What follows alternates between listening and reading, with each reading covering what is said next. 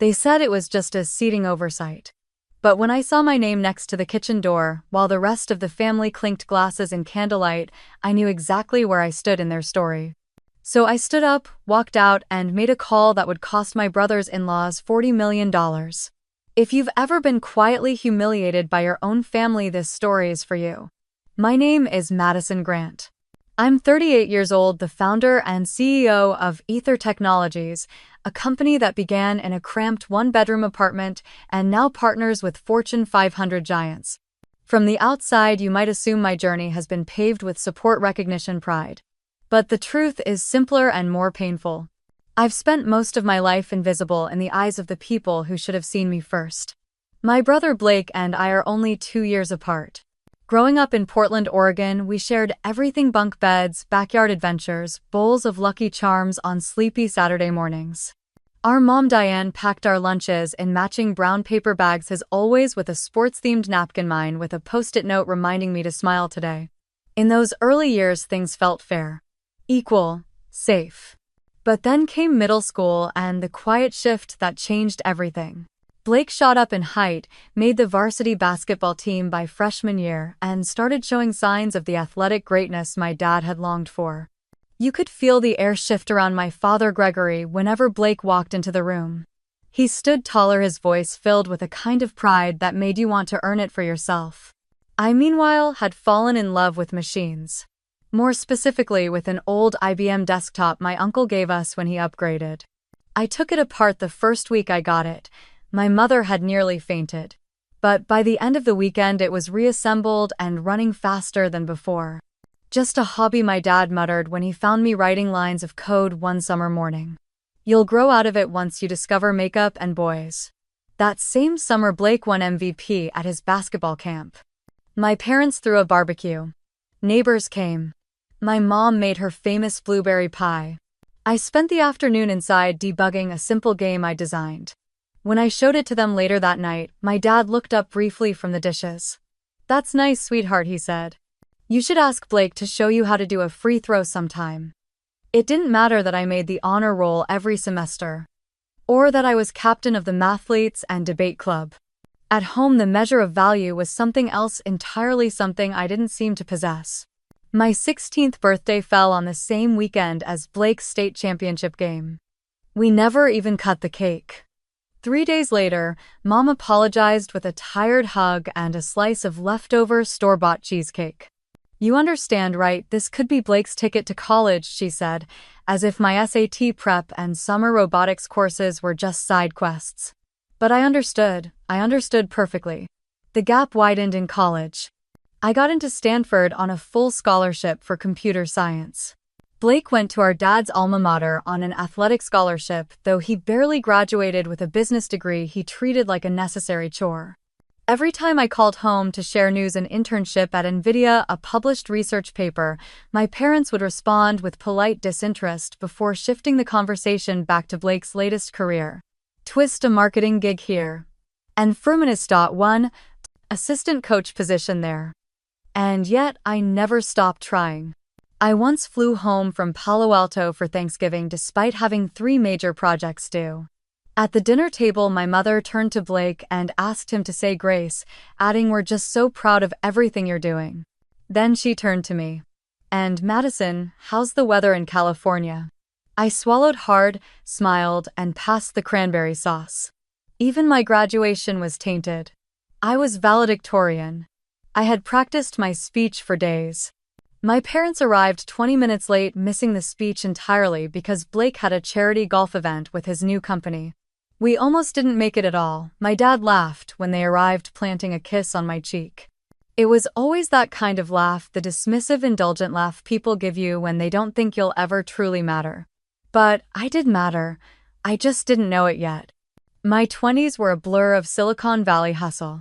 I worked at 3 startups, watching one succeed, one fail, and one be acquired for peanuts. And then at 28, I took the biggest risk of my life. I maxed out my savings, applied for a terrifyingly large business loan, and turned the tiny apartment I rented in San Jose into an office. I called the company Ether. It felt like the unseen substance connecting everything, an invisible thread through which energy flows. I didn't realize then how poetic that choice was. Because I too had been invisible.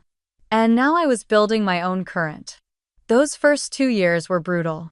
I ate instant noodles, slept on a pull-out couch, and showered at the gym. My parents rarely called. And when they did, it was to ask if I had considered falling back on a job at Blake's company. "There's always room for you in operations," Dad said one night. "We could use someone like you, detail-oriented." Detail-oriented, not visionary, not brilliant, not courageous. Just useful in a back-office way. When I finally landed my first major client, a mid-sized logistics firm looking to overhaul their entire system, I called home ecstatic. I wanted to hear something, anything. Pride. Joy. A touch of surprise. "That's great," my mom replied. "Now, don't forget to send Blake a card for his promotion." That was Madison Grant's place in the Grant family. Supporting role. Side character. Techie with a nice hobby. But the hobby was about to become something far more powerful. They just didn't know it yet, and to be honest, neither did I. Boston in winter has a way of stripping everything down to its essentials. The wind slices through your coat like it's paper, the sidewalks freeze over, and the cold gets into your bones. But maybe that's what I needed then, something so brutally honest that I couldn't ignore it. I had just turned 30 when I moved there, trading in a cushy mid-level position in San Jose for a one-bedroom rental in a brick walk-up with creaky stairs and spotty heat. Everyone thought I'd lost my mind. My mother called twice a week to ask if I'd given up this phase yet. My father simply said, "There's always a desk waiting at Blake's company. Administrative work is stable, safe." But I didn't want safe. I wanted something that didn't exist yet. The idea came to me during my last few months in California while sitting through another chaotic logistics meeting where a Fortune 100 company was still managing its supply chain using spreadsheets from the early 2000s. Delays. Misinformation. Billions lost annually, and nobody seemed to be building something intuitive, intelligent, and predictive. That night, I sketched the skeleton of Ether Technologies on a napkin. I didn't have investors. No family money. No one asking for my pitch deck. I had my savings, a stubborn kind of hunger, and a borrowed laptop with a cracked trackpad. The early days were brutal. I worked out of coffee shops and libraries, switching seats every few hours to avoid awkward glares from baristas. I coded until my wrists burned and taught myself UI design from YouTube tutorials. I pitched to angels who barely looked up from their phones, their faces glazed over when they realized I wasn't building an app for dating, shopping, or dog walking. There were days I didn't speak to anyone except the cashier at the corner store. Nights when I lay on a thin futon staring at the ceiling, wondering if I had made the biggest mistake of my life. And through it all, the silence from home was deafening. No one called to ask how things were going. No one offered to connect me to contacts. The only thing my father said when I reached out to share a minor prototype success was, "There's still time to come work in operations under your brother." As if my life's work was just a detour until I gave up. But giving up was never an option. I named the project Ether because I remembered the ancient philosophy that ether was the invisible element, the medium through which light and energy moved. That's how I saw supply chains. That's how I saw myself. Not loud, not showy, but quietly moving the world. I focused the software on predictive analytics for mid-size logistics companies, those too big for spreadsheets, too small for SAP. It took 9 months, 6 credit cards, and 2 panic attacks to get the prototype functioning. My first breakthrough came from a LinkedIn message I almost didn't send. It was to Camille Rivera, a COO I'd met once at a Women in Tech event in Palo Alto. Her company, a regional beverage distributor, was bleeding money from missed shipments. I offered her a free 30-day trial of Ether. She agreed. By the end of the month, her numbers improved by 12%. That's when the calls started. Camille posted a glowing review in a small industry newsletter. I still remember the subject line, "The quiet software that saved my quarter." Suddenly, I wasn't invisible anymore. A regional food service company reached out. Then an automotive parts supplier in Indiana. Then a furniture chain out of Ohio. They didn't care that I didn't have a board or office or funding. They cared that Ether worked.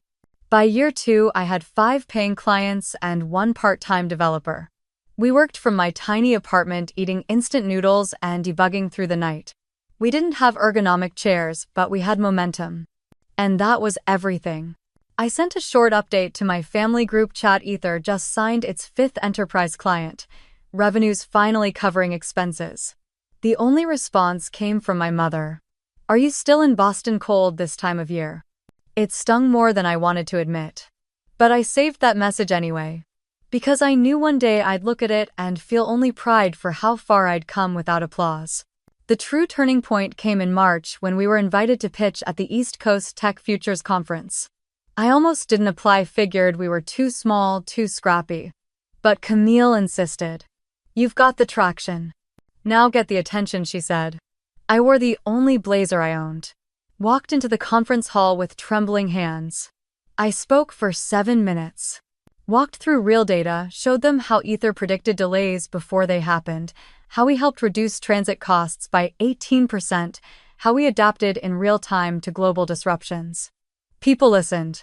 A week later, we had interest from a VC firm in New York. They didn't invest, not then. But they gave us exposure, introduced us to 3 companies, one of which became our biggest client within 6 months. Suddenly, I had meetings in glass conference rooms and business cards that didn't feel like jokes. Ether was no longer a dream on a napkin. It was a real company. Still lean, still fighting for every contract. But alive. I didn't tell my family. Not because I didn't want to, but because by then I realized I didn't need their validation to believe in my worth. The irony, of course, came later. When Blake called out of the blue asking if I could maybe help consult on their supply chain issues, I stared at the screen for a long moment. Then replied, sure. Send me a scope of work. We'll prepare a quote. No bitterness. No snark. Just business. That was the moment I knew I had crossed over. I had built something out of nothing. Quietly, relentlessly, alone. And maybe, just maybe, I was no longer in anyone's shadow. I was casting one of my own. It started as so many life-changing things do with a LinkedIn message. I was at my usual corner table in a cafe in Back Bay when it came through, a simple connection request from Eleanor Wright, VP of Strategy at Everhart Holdings. I knew the name. Everyone in supply chain tech did. They were a legacy giant, conservative, slow-moving, but loaded with money and inefficiencies. If they were knocking, it meant something was broken. Eleanor didn't waste time. She'd seen our case study in a trade journal. Asked for a call. Within 2 weeks, I was presenting to their leadership team in a sleek conference room that overlooked the Manhattan skyline. I'll be blunt, Eleanor said after my pitch. Your product is better than the top 3 we've tested this year. Cleaner, more predictive. You built this from scratch. I nodded. She smiled. Remind me never to underestimate a founder in a thrifted blazer again. 3 months later, Aether Technologies signed a $40 million multi-year contract with Everhart Holdings. It was our biggest deal by a mile. I celebrated by buying myself a decent office chair and upgrading my ramen to sushi. I didn't plan to tell my family. Not at first. But then something strange happened. During one of the final negotiations, I was on a call with Everhart's CEO, a gruff but sharp man named Richard Merriman. We were reviewing implementation timelines when he paused and said, "Sorry, off topic, but do you happen to know Blake Grant?" The name landed like ice water on my spine. I cleared my throat. Yes. He's my brother. Richard blinked. No kidding. Small world. He's engaged to my niece. Tiffany. Of course, Blake's girlfriend of 2 years. Blonde Ivy League, all pearls and power brunches. I remembered seeing photos of her in my mother's emails, usually accompanied by phrases like, "She's just so elegant," or, "Blake's really found someone of his level." Richard leaned back. Funny he's never mentioned you. Not once. He said it with a half smile, like it didn't mean anything. Like it was just one of those things. But it wasn't. It was everything. Later that night, I lay awake replaying the conversation. Not because I was hurt, no. I'd long moved past expecting Blake to cheer for me, but because it revealed something sharper. Even when my work entered his world, even when I was helping his future in-laws' company, he couldn't bring himself to say my name. There was silence where family pride should have been. Still, the win was real. Aether had arrived. I decided against my better judgment to share the news.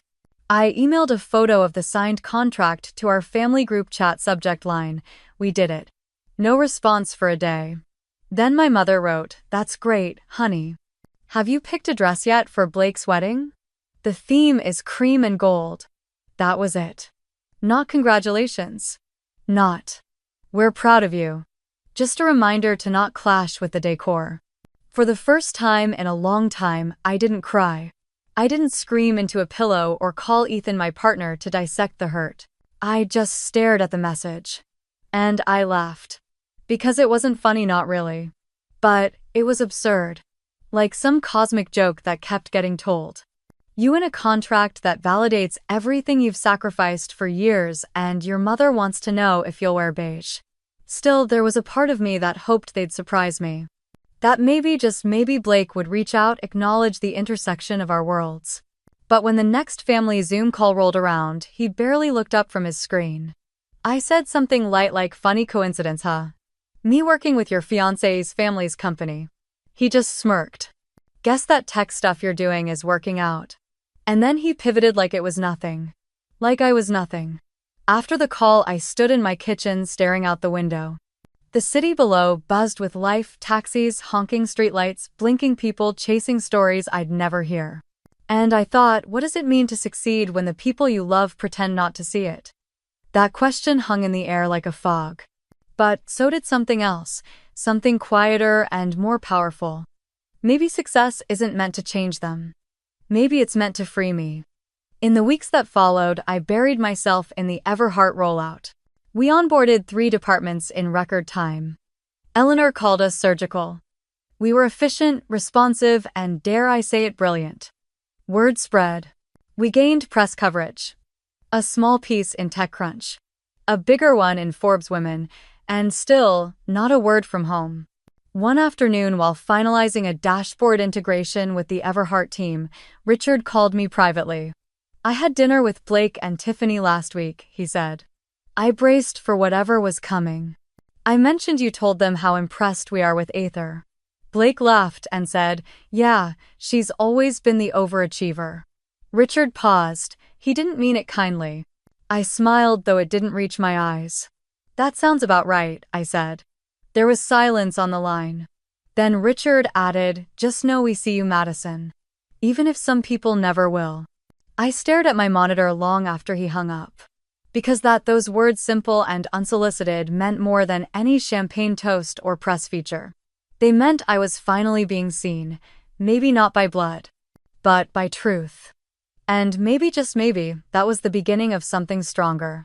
Something I would no longer wait to be given. Something I would claim. On my own terms. For reasons I couldn't fully articulate, not even to Ethan. I wanted to be at the wedding.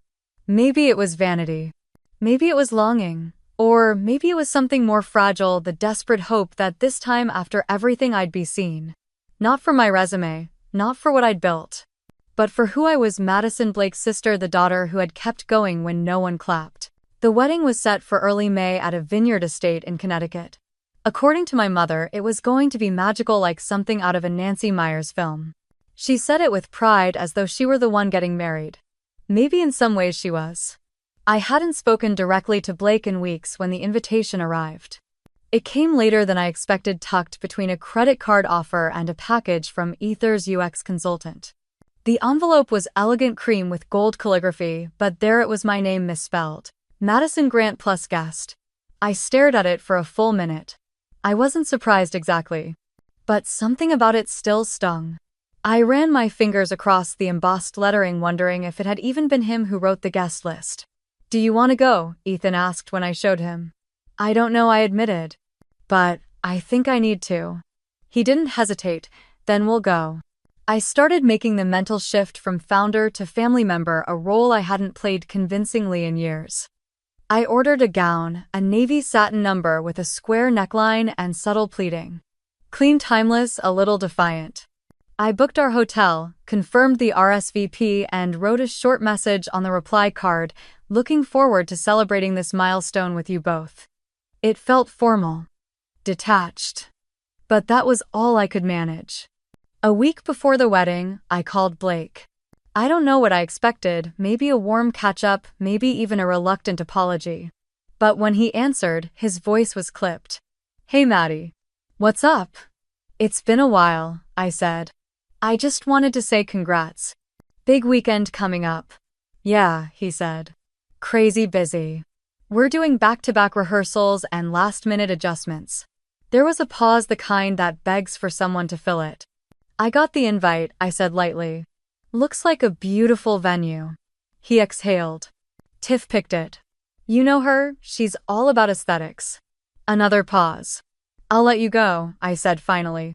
"Just wanted to say, I'm happy for you." He mumbled something that sounded like thanks, then hung up before I could say more. Ethan was in the kitchen when I walked back in. "How'd it go?" I shook my head. He sounded busy. Ethan raised an eyebrow. Busy or avoiding? I didn't answer. There were other signs. My parents sent a group message about the rehearsal dinner, not asking if I'd be attending, just updating everyone on the menu. When my cousin shared a seating chart in the family thread, I noticed our names weren't near Blake's or our parents'. We were listed near the back beside distant relatives I hadn't seen since childhood. And then came the family photo list. It was a shared Google Doc my mom had compiled, complete with notes like bride with maternal grandparents, groom with groomsmen, parents with bride and groom. Nowhere in the list was siblings or Blake and Madison. I stared at the screen for a long while. I could have asked. I could have reminded her. But the truth was, I didn't want to beg for inclusion. Not anymore. What if Ethan said one night as we packed for the trip, "We treat this like any other business event"? I raised an eyebrow. "How so?" "We go in. We're polite. Professional. You don't shrink yourself. You don't apologize for existing. If anything, you walk in like the contract you just signed is printed on your skin." I laughed, but there was something empowering in that image. "All right," I said. "Let's go," like I just closed $40 million. When we arrived at the estate, the place looked like a movie set. Rows of white chairs faced a vine-covered arbor. Servers floated through with trays of champagne and amuse-bouche. Tiffany was radiant in her pre-ceremony glow, all air kisses and effortless glamour. Blake wore a tailored navy suit and the same unreadable expression he'd always worn when he was about to compete, detached, focused, already elsewhere. I waved at my parents from across the lawn. My mother smiled vaguely and gestured to my dress. "Oh good, you wore a solid color," she said. "It's easier to Photoshop in family photos." "No, you look beautiful." "No, I'm glad you're here, just practicality." Ethan gently took my hand. "Deep breath," he whispered. We made our way to the reception area, past table cards arranged in golden script. I scanned the list. Table 18, Madison Grant plus guest. I looked it up on the floor map. Table 18 was not in the main room. It was in the auxiliary space past the bar near the hallway to the restrooms. A corner table. Out of view. I blinked. Once. Twice. The clinking of glasses and laughter buzzed around me, a soundtrack to yet another silent dismissal. And yet I didn't move. Not for a moment. Because in that instant something inside me finally gave way, not in anger, not in grief, but in clarity. This wasn't an oversight. This was tradition. The tradition of people like me, quiet achievers, daughters in the background, women who build empires but get seated near the coat check. But not this time. This time I would remember everything. This time I would not sit quietly. The ballroom gleamed. It was the kind of wedding that belonged in glossy magazines. White orchids suspended in crystal globes, linen-draped tables, lit by soft golden candlelight, and a live string quartet playing an instrumental version of Bittersweet Symphony. Tiffany had spared no expense. And yet, as Ethan and I followed the usher toward our table, I began to notice something strange. He led us not toward the center of the room, but through a side door. Past the bar. Down a narrow hallway. When we reached the end, he paused beside a swinging kitchen door. "This way," he said, motioning us inside. I froze. Inside the kitchen, beside clanging dishes and stainless steel counters, was a small round table set for two. No centerpiece. No candles. Just two place cards, Madison, Grant, and guest. Next to us, a waiter adjusted a stack of dinner rolls. Someone barked for more ice. The scent of garlic and grease filled the air. I turned to the usher. There must be some mistake. He shook his head, uncomfortable. This is what I have on the list. Table 18. Special seating. Special. Behind us, the door swung open again. Tiffany stood there, radiant in her gown, champagne flute in hand. She smiled tight, cold. "Oh, good you found it," she said. I stared at her. She glanced around theatrically. "I figured you'd be most comfortable back here. Quiet. Away from the crowd. Isn't that what you're used to?" My throat closed. Ethan stepped forward, voice low. "That's enough." But Tiffany just shrugged. "I'm sure you'll understand, it's a family-focused event. You know how complicated dynamics can get." She held my gaze a beat too long, then turned, her dress swishing behind her like a curtain closing on a scene. I didn't say a word. Not then. I just stood there, rooted in a room I had no place being in, watching the only woman in white glide back toward the applause. Ethan reached for my hand. "Madison," but I pulled away. "I need a minute," I whispered, then walked briskly down the hallway, past the bar, past the music, past the guests clinking glasses and laughing at stories I wasn't part of. In the restroom, I locked the door and collapsed onto the tiled bench by the sink.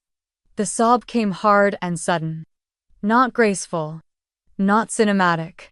It tore through my chest like a dam giving way after years of hairline fractures. Because this wasn't about a chair. It wasn't about a table or a seating chart or even Tiffany. It was about a lifetime of being edited out of the frame. I thought of the photo albums where my face was always slightly off-center. Of birthday cakes with Blake's name in bigger letters. Of graduation caps tossed in the air that no one bothered to catch on camera. Of every dinner where my ideas were interrupted mid-sentence, where Blake was congratulated and I was cautioned to stay humble. And now here I was, quite literally placed in the kitchen. The metaphor couldn't be clearer if someone had engraved it on the cutlery. "You don't belong here, you never did." There was a knock at the door. Madison, Ethan's voice gentle. "I'm here. Take your time." I wiped my face with the rough paper towel, avoiding the mirror. Because I didn't want to see what was there. Not yet. But as I sat there, hands trembling, I thought of Camille Rivera. Of Eleanor Wright. Of the COO from Detroit who'd emailed last week, "Your product saved our fourth quarter." These were powerful women. Smart. Decisive. And they had looked at me, not past me, and said, "We see you." So why was I still waiting for a family who never did? Why was I still hoping to be invited into a space I could have built myself? I stood slowly. Looked in the mirror finally. My mascara was smudged, but my eyes were steady. I walked back toward the kitchen, not because I planned to sit there, but because I had something to retrieve. My purse, my dignity. When I arrived, Ethan was standing, arms crossed. The staff gave us a wide berth. "You okay?" he asked, his voice low but charged. I nodded. "I'm not sitting here," I said. He smiled faintly. "Good. I was hoping you'd say that." We didn't go back into the ballroom. We walked straight out the front door. No scenes. No shouting. Just the quiet power of two people who knew their worth. In the car, Ethan reached over and took my hand. "That was brutal," he said. I stared out the window. It was clarifying. A pause. "You know what the worst part is?" I asked. He glanced at me. I really thought, for just a second, that this would be the time they saw me. Silence filled the space between us. And then I whispered, more to myself than him. But maybe I was never meant to be part of their table. He squeezed my hand. "No," he said. "You were meant to build your own." And in that moment something shifted inside me. Not the rage, not the hurt, but the sense that perhaps this was not a breaking point. It was a beginning. We didn't speak much on the drive back to Boston. The silence wasn't heavy, it was focused, sharpened by something that had finally snapped into place. Like a picture that had always been blurry suddenly coming into painful, exquisite clarity. I thought about every moment I'd stayed quiet. Every time I'd swallowed my voice to keep the peace. Every family dinner where I laughed at Blake's stories, but no one asked about my work.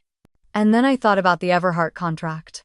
$40 million. The largest deal Aether had ever signed. And it was tied to the same family who thought I belonged in the kitchen. Who thought they could shrink me to fit the box they'd drawn decades ago. The hypocrisy stung more now that it had a dollar sign. When we reached the apartment, I went straight to my desk. My fingers hovered over the keyboard, then found Eleanor Wright's number. Ethan watched me from the doorway. "Are you sure?" he asked. I nodded slowly. "I'm not angry," I said. "I'm clear." He stepped closer. "Then do it." I called Eleanor first. She answered on the second ring. "Madison thought you'd be relaxing this weekend." I smiled tightly. "Unfortunately, not quite." I took a deep breath. "Eleanor, I need to speak with you about the contract." There was a pause. "Is something wrong?" I'm pulling out. Silence. "Excuse me, I'm terminating the agreement. Effective immediately. We'll return the upfront portion of the licensing fee. No strings." Another pause. This one longer. "Madison, what happened?" I didn't want to get personal. I didn't want to sound petty. So I told her the truth. "I believe in Aether," I said. "And I believe in working with people who see value in people, in principle, in partnership. I can't do business with a company that comes from a family that frankly humiliates mine in a social context while shaking my hand in a boardroom." She exhaled sharply. "Madison. I had no idea." "I know. That's the thing. No one did." I let the silence hang for a moment, then added, "It's not just about me anymore. It's about what Aether represents." She didn't argue. Instead, after a long beat, she said something I didn't expect. "I respect that." I blinked. "You?" "What I do," she said. "We'll figure something else out. And Madison, you don't owe me an apology for knowing your worth." When I hung up, my chest felt lighter than it had in months. But the real storm hadn't hit yet. Because as I returned to my desk, my phone buzzed, 6 missed calls from my father, 2 from Blake, 1 from a number I didn't recognize. And then a text popped up from my mother, "Madison. What have you done?" It didn't take long for the calls to come flooding in. Blake's voice came through like a wave of heat when I finally picked up. "Are you out of your mind?" he snapped. "Do you know what you've just done to our reputation with Everhart?" I repeated calmly. He sputtered. "This affects Tiffany's family. Her uncle is furious. You embarrassed all of us." I let his words hang, then replied, "Cool and measured number. I set a boundary." He scoffed. "You've always been dramatic." "No," I said again. "I've always been quiet." "That's different." And then I ended the call. The phone rang again. My father. I didn't answer. I didn't need to. Instead, I walked into the living room where Ethan sat with a mug of tea, watching me like someone witnessing a slow earthquake. "It's done," I said. He stood. "How do you feel?" I thought for a moment. Then I smiled. "Clean." We toasted with wine that night. Not in celebration, but in ceremony, marking the death of something old and the birth of something new. A day later, the fallout began. My mother sent long emails with phrases like "deeply disappointed" and "selfish timing." Blake posted something vague and bitter on social media about people who let pride ruin family ties. I didn't respond. Not to any of it. Because for the first time in my life, I had chosen me. And the consequences weren't burdens. They were boundaries. A few days later, I received a handwritten letter. It was from Eleanor. Inside was a simple card with embossed initials and one short message. "When you're ready to build with people who see you, call me." No strings. I placed it on my desk beside the framed photo of the original Aether prototype. And I sat down, exhaled, and smiled. Because I hadn't lost anything. I'd gained myself. Rejection has a strange way of reshaping you. First, it burns.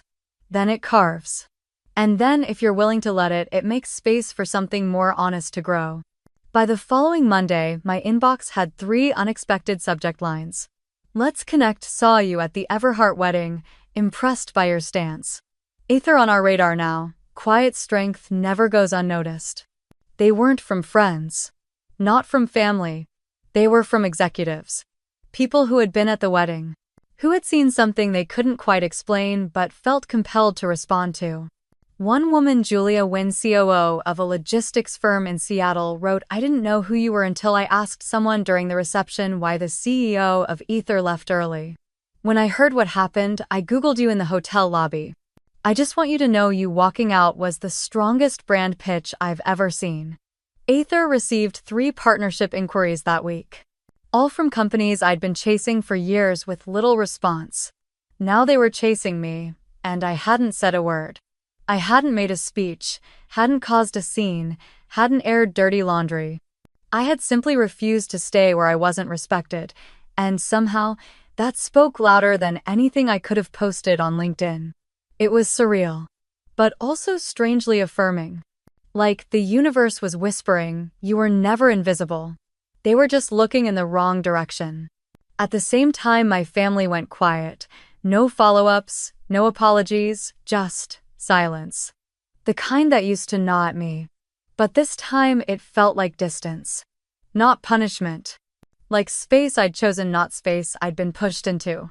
I spent the next few days working from home, Ethan bringing me tea and shoulder rubs and reminders that I didn't owe anyone an explanation for protecting my peace. And then one morning, as I sifted through emails, I saw a name I hadn't seen in years. Aunt Elaine. My father's younger sister.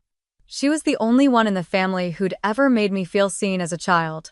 She used to sneak me books about science and women in tech, whispering, "Don't let them box you in." We lost touch after she moved to Arizona, and after I suspect my father discouraged too much closeness. She was always too opinionated for his taste. The email subject line read, "You were never wrong." I opened it, heart thudding. "Madison, I heard what happened at the wedding. I wasn't invited, I never am these days, but news travels. I want you to know I've been there. I was always the difficult one. The one who didn't fit. I left quietly too. But I never stopped watching. And I've watched you grow into someone the rest of them were never ready to celebrate. But I always was, I still am. Thank you for showing the younger version of me that sometimes the ones pushed aside build bigger stages than the ones they were denied. With love and admiration, Elaine." I read it 3 times. By the end, my hands were shaking. Not with grief. With gratitude. Because in a family that always made me feel like an outlier, here was a thread of belonging. A bloodline of defiance. A quiet shared legacy of women who didn't shrink. I replied simply, "Thank you. I didn't realize I needed this until I read it. Let's not lose touch again." When I told Ethan, he smiled and said, "Looks like you weren't the only one rewriting the family narrative." And that was the truth, wasn't it? I wasn't alone. There were others like Elaine who had been pushed to the edge, who'd stepped away not in anger but in self-preservation. And now it was our time to return, not to ask for seats at someone else's table but to host our own. A few days later, I walked into a panel event on women in leadership and ethics hosted at MIT. I wasn't on the guest list. I hadn't been invited. But as the final Q&A wrapped, a moderator recognized me in the audience. "Is that Madison Grant from Ether? Would you mind coming up for a moment?" There was scattered applause. I stood slowly, walked to the front, took the mic. And I didn't tell them about Blake, or Tiffany, or the wedding. I told them about the moment in the kitchen. The chair. The choice. The exit. And how sometimes we fight hardest not to be let in but to remind ourselves we were never outside to begin with. The applause was louder this time.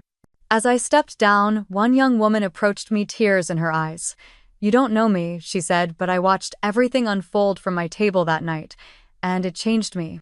Thank you for walking out. It helped me walk away too from a job where I was treated the same."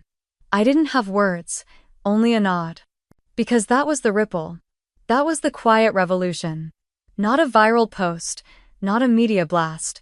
Just one woman standing up, so others could follow. The text came on a Thursday evening just after I had finished reviewing a new UI proposal with the Ether design team. "We'd like to have dinner. Just the family. Talk some things through. You free next Sunday?" No "how are you," no preface. Just a flat invitation sent by my mother as if we hadn't spoken, only in polite, brittle exchanges for months. As if my walking out of Blake's wedding and the ripple effects that followed hadn't happened at all. I stared at the message for a long time.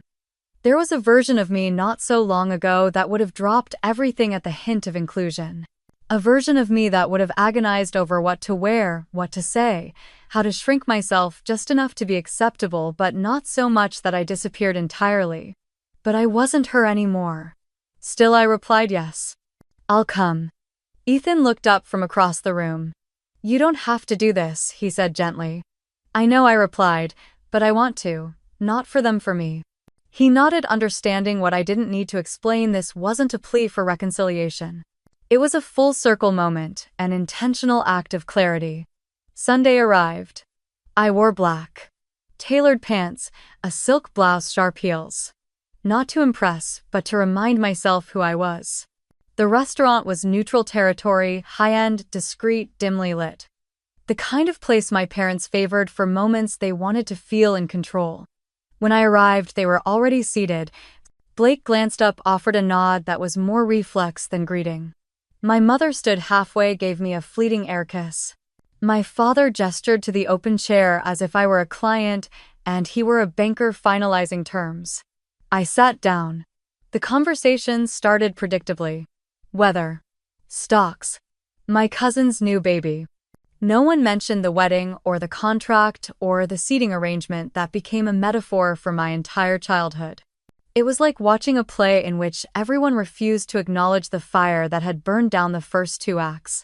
Then, after the appetizers arrived, my father cleared his throat. We asked you here to clear the air, he said, hands folded neatly in front of him. We think things escalated too quickly. Misunderstandings. I sipped my water. Said nothing. My mother jumped in. We know the wedding wasn't perfect. But tensions were high. Everyone was emotional. I tilted my head. I wasn't emotional. I was clear. She flinched slightly. Blake finally spoke. Look, Maddie, what happened at the wedding, it wasn't ideal. Tiffany can be a little theatrical. You know how she is. I smiled faintly. No, Blake. I don't. Because I've never actually had a conversation with her longer than 5 sentences. He shrugged, avoiding eye contact. She was trying to manage a lot. But that whole thing with your seat, that wasn't meant to be cruel. Wasn't it? I asked softly. He looked down. The silence that followed was thick, uncomfortable for them, empowering for me. And then Blake leaned forward, clearing his throat like he was shifting gears. I actually wanted to talk to you about something, he said. Tiffany's family, after you backed out of the contract, they're scrambling. They need another solution fast. I told them I knew someone. I didn't move. He smiled like we were back in high school, and he was pitching a half-thought-out idea for a group project I'd inevitably do on my own. I think this could be a good opportunity, he said. A way to reset things. There it was. Not an apology, not a reckoning. A proposal. A chance to work together now that my value had been quantified, now that others had confirmed what he couldn't see on his own. I set my fork down. You know, I said evenly, for years I waited for this moment. I thought if I just achieved enough, you'd finally see me. Respect me, acknowledge that what I've built matters. He opened his mouth to speak, but I held up a hand. But now I realize you only see me when I'm useful. Not because I'm your sister, not because you're proud, but because I've become inconvenient to ignore. His expression shifted, frustration masked by feigned confusion. It's not like that, he muttered. My voice remained calm. It's exactly like that. I turned to my parents. I didn't come here tonight hoping to be welcomed back. I came because I needed to show myself that I no longer need your approval to feel whole. My mother's eyes welled up. We didn't mean to push you away. You didn't mean to, I said, but you did, for decades. My father looked genuinely perplexed. You're doing well. You've always been strong. We thought you didn't need us. That's the lie you told yourselves, I replied, so you wouldn't have to feel guilty for not showing up. The entrees arrived. No one touched them. I reached for my purse. I won't be collaborating with Tiffany's family, I said as I stood. Aether deserves partners who see people before potential. And I do too. My voice didn't shake. My hands didn't tremble. The girl who once begged to be included was long gone. As I walked toward the exit, I felt lighter. Not because they finally understood, but because I finally didn't need them to. Ethan was waiting outside, leaning against the passenger side of our car. When he saw me, he smiled. "How'd it go?" I opened the door, slid in, and exhaled. It went exactly the way it needed to. It began with an idea that had been growing quietly inside me for years, long before the contract, long before the wedding, even before Aether. The idea that the opposite of invisibility isn't attention. It's recognition.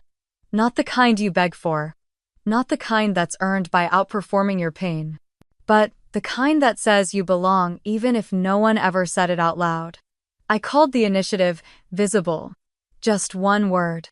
But everything I had ever needed to hear. It started simply. A quarterly mentorship program for women in technology, specifically those in mid-level roles who were often passed over, underpaid, or told they were too quiet, not ready, too emotional, or worse, lucky to be here at all. I didn't build a glossy website. I didn't wait for press coverage.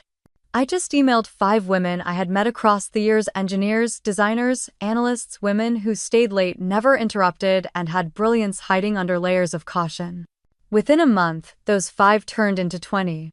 By the end of the first quarter, we had over 100 applications, not because we promised funding or jobs, but because we promised witnessing. Every session started the same way. Not with slides or KPIs, but with one question: when was the first time you felt unseen? The answers were different, but the ache behind them, the same. And each time I listened, I remembered the kitchen table at the wedding, the empty chair at my graduation, the napkin sketch of Ether that no one asked to see. And I knew this was the work. Not just building companies, but building mirrors for women to finally see themselves in. One afternoon after a session, a young woman named Lena Flores approached me. She had been quiet during the group, listened intently, took notes like she was capturing air. Now she stood in front of me, shaking slightly. "I just wanted to say, thank you," she said. I smiled. "You showed up. That's the first step." Her voice faltered. "I've been working as a project coordinator at a mid-sized tech firm for 4 years. I manage everything: budgets, vendors, cross-functional teams. My boss calls me his right hand, but he won't promote me. Says I'm not leadership material." She looked down. I believed him. "Until I watched your story, I stayed quiet. I gave my notice yesterday," she said, eyes brimming. I blinked. "I'm starting my own operations consultancy," she added. "It might crash and burn." But I finally heard my own voice above theirs. She laughed nervously. "And you're to blame." I felt a lump rise in my throat. "Good," I whispered. "Blame me." A week later, she emailed me a photo of her new business card: Lena Flores Consulting, systems built to scale. I stared at it for a long time. Because in that moment, I didn't just see Lena. I saw myself 10 years ago sitting on the floor of my apartment with a secondhand laptop, no savings, no backup plan, no one cheering from the sidelines. Just a dream that refused to shut up. And now, she had it too. That quiet flame. That refusal. That voice that says, "I will not wait for permission to matter." At the next visible session, I shared her story, not her name, but her leap. I ended with this: we spend so much of our lives asking for a seat at the table. But sometimes the most powerful thing we can do is build the table ourselves. And then leave an open chair for the next woman who needs it. The room was silent. And then came the kind of applause that doesn't come from politeness but from resonance, from women who had been waiting for someone to say it out loud. That they were already enough. That they didn't have to earn visibility by bleeding for it. That they could choose it, every day. That night, Ethan and I walked through the city hand in hand. The air was cool, the streetlights warm. He looked at me and said, "I think visible might be the most important thing you've built." I thought about it. About the millions in revenue Aether had generated. About the awards, the profiles, the respect. And I said, "I think you're right, because success without legacy is noise.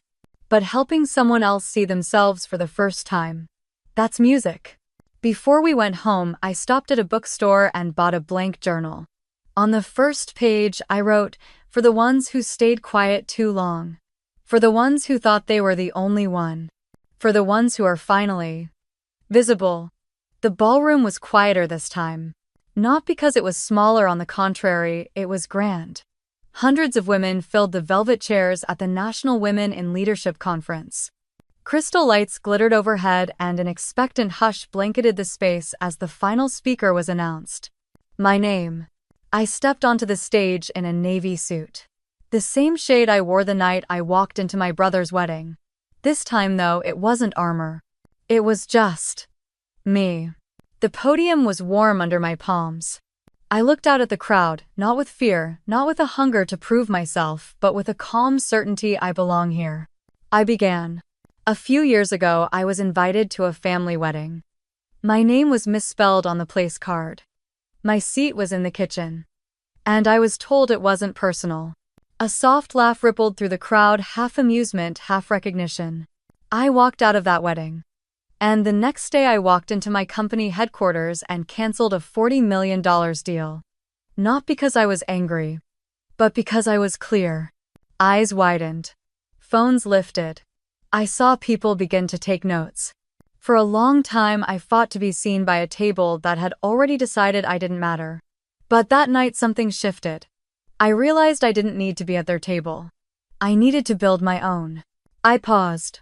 Let the weight settle. And here's what I've learned since then. When you stop shrinking to fit into someone else's room, you make space for others to expand in yours. There was silence again. And then applause, not the kind that erupts quickly and fades, but the kind that builds slowly and swells like the rising of something long held back. Later, after photos and questions and thank you hugs from strangers who felt like sisters, I walked out of the ballroom and into the city night. Ethan was waiting in a car across the street. But not to go home. We had dinner reservations. Not just the two of us tonight, was something more. We arrived at a rooftop restaurant overlooking the skyline. It wasn't a gala, it wasn't a family affair. There were no place cards, no assigned seats. Just one long table set for 10. My co-founders were already there: Aisha from engineering, Jordan from marketing, and Lena Flores, who now ran her own consultancy and served as our youngest board advisor. They stood when I arrived, smiling, not because they had to, but because they wanted to. Ethan pulled out my chair. "Welcome, Madam Speaker." Everyone laughed. As we toasted water, wine, tea, I looked around. This wasn't the table I had been denied. It wasn't a table I'd begged to be invited to. It was a table I had chosen. A table I had built. And that made all the difference. Someone asked what I'd said at the end of my speech. They'd missed it in the applause. I smiled, set down my glass, and repeated the words slowly. I didn't leave that table because I was angry. I left because it was too small to hold the fullness of who I've become. They sat back quiet for a moment. Then Aisha raised her glass. "To fullness." And we clinked. The city glowed behind us. The night was just beginning. I looked around and thought, this is the real ending. Not the kind that slams a door, but the kind that opens one wide enough for others to walk through, unafraid, uninvited, unapologetic. Not seeking permission. Just taking their place. This isn't just the end of her story, it's the start of yours. If you've ever been seated in the back, overlooked, or told to stay quiet, remember this. You are not invisible. You're just not where you're meant to shine. Yet. And maybe it's time to build your own table.